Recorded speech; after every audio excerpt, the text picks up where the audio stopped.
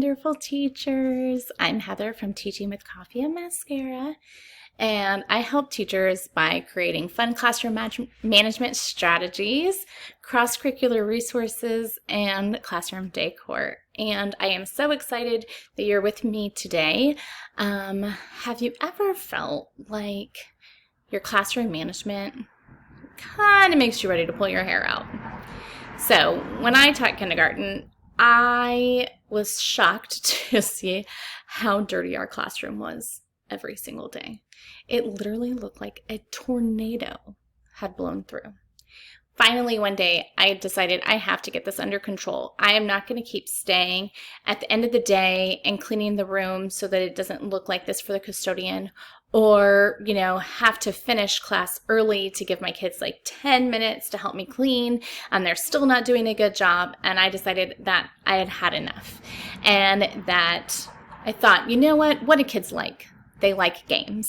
They like to play games. And that's what we're talking about today, is how to gamify your classroom management strategies. So one day I came up with a game, the secret piece of trash game. Maybe you've even played this before with your kids. So basically you say, okay guys, whoever gets the secret piece of trash is going to get, at that time I think I was doing like punch cards or something. They were going to get an extra punch on their punch card. And so you're like, okay, I'm going to watch this secret piece of trash, and whoever picks it up is going to get an extra punch. And they're rapidly cleaning, and the secret piece of trash is actually so secret that you don't actually even know which piece of trash it is. Because if you play this game, a teacher tip is that you save the secret piece of trash. It can change because you save it for one of the pieces that's at the end. So sometimes it's not the very last piece, sometimes it's the smallest piece, something like that. So basically your whole room is clean before someone is the winner. And that got my kids so excited, and they begged and begged to play the secret piece of trash game every day after that. And I realized that the secret to great classroom management strategies are to gamify them. And so that's what we're going to talk today. Is we have 5 ways that you can try gamifying your classroom management strategies. So tip number 1 is turn anything into a game. Just like the secret piece of trash game, you can turn anything into a game. You just take whatever thing, that your class needs to work on the most. So maybe it's putting their names on papers. And for every time that they put a name on their paper, they get a hole punch, or they get a sticker, and whoever gets the most stickers that week wins. It can be anything, or tally marks on the whiteboard so that you don't have to buy stickers.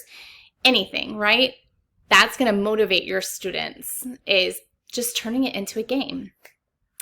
Tip number 2 of something that you could try is doing a cooperative game. So that's going to look like something like this. Is one of the games that we like to play. Basically, here's our goal. We want to be on task, and this is what the kids are working towards. Now, I don't always work towards things that cost money. Instead, we work for like shoes off, or extra recess, or 10 extra minutes of Fun Friday. Anything like that can be a motivating reward for your students. And so how you play is you start here and you have all the turtles. And anytime that the class is on task, they get to draw a card. It's kind of like Candyland, right? And you move to that color, and everybody's working together to get all the turtles into the ocean before the sun rises. So you could try something like this. A fun classroom-wide classroom management game is one way to make your classroom management fun and gamified. Number 3, my 3rd tip, is that you can make it into a mystery. That kind of goes with tip number 1, like the secret piece of trash game. That was a mystery. This is the same kind of thing. So basically, I have 2 favorites. This one is the secret listening word of the day. I put it in like a clear, those photo things.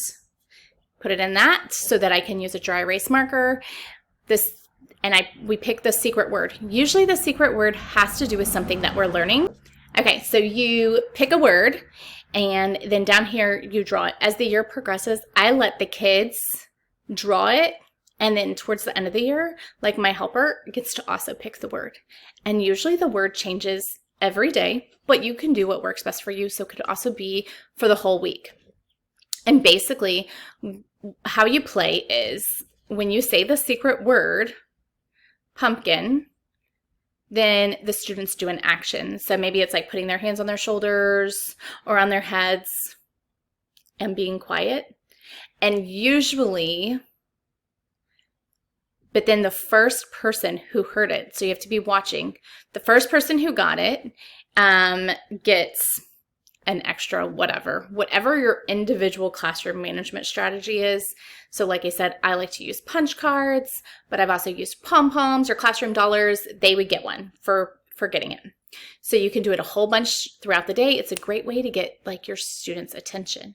But another way that you could play is the secret student. And so that's basically you've chosen a secret student before like you go somewhere, before you're doing an activity, and if that person's on task the whole time or walking in the hallway nice, once you come back into the room, they get some kind of I say a prize, but it doesn't have to be a prize. Remember, it can be a punch, it can be it could be like a classroom dollar, it can be a dojo point, whatever you're doing for individual rewards. All right, so tip number 4 is make it competitive. So that could mean table points, maybe, or sometimes I just do like, okay, if we're cleaning up, whoever, the first table, all those people at that table get an extra punch or whatever we're doing for individual classroom management strategies. You can even compete with another class, like a class next door. Maybe y'all are both playing a game and you're competing, you know, to see who gets their baby turtles all the way to the end first, anything like that. Making it competitive, right, makes some people, not all personalities are competitive, but if your class is, then it will really make them strive and be excited about what you're doing. All right, number 5 is using games as part of your class meetings. This will help foster classroom community. So this isn't really about gamifying something that you already have in place. It's additional. And basically, it's just using some fun, small games to build classroom community, because that's really important as well. And so one of my favorite games is that basically you all sit in a circle and you pick somebody to be it. They go and they close their eyes. And then a student leaves. They don't really need to leave your classroom. Obviously, like sometimes they just have them go stand in a space where the student wouldn't be able to see, and they have to guess who's missing. So part of that, it's fun, it's gamified, but it's also helping you build, you know, relationships. They're learning each other's names, and it's fun. And so using games basically through all of your classroom and just gamifying different things can make things fun and get your students more excited to want to do those things, right? To be on task or to walk in the hallway quietly. You know, is it fun to just be like, oh, we'll just walk, you need to be walking in the hallway? Or if you're playing a game to figure out like who's the secret person, right? Everybody wants it to just be more fun. And so I hope that you enjoyed those 5 tips. If you were interested in trying Help the Turtles, my new classroom management game, it's free to try and I love it. You will also be getting a little video of the baby turtles, watching them try to make it to the ocean. There's a read aloud linked, and it'll basically help get your students really excited to save those baby turtles and to work on their classroom goal all at the same time.